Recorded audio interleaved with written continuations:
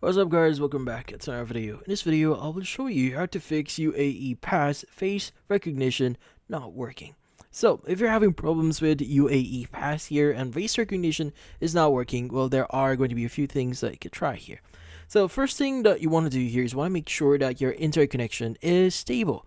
Now, having an unstable internet connection can cause a lot of issues. So, in this case, you want to check your internet here, or maybe changing to or connecting to a different internet connection, like for example, changing Wi-Fi connection can help a lot. Now, if your Wi-Fi or you don't have another Wi-Fi, maybe try using your mobile data and see if that actually helps.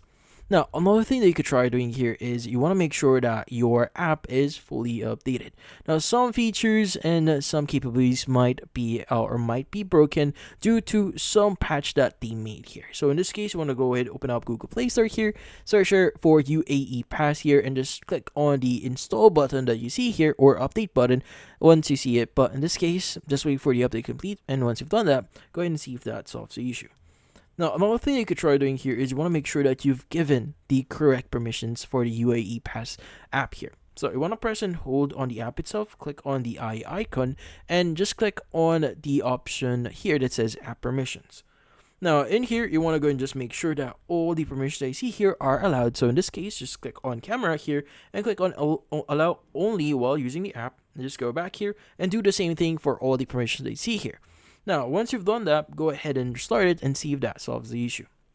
And finally, the last thing that you can try doing here is you may want to clear your cache. So in order for you to do that, you want to go and press and hold on it again and click on the eye icon. And from here, you want to go and click on the force stop button at the bottom left here, click on OK, click on clear data at the bottom right here, and click on clear cache and OK.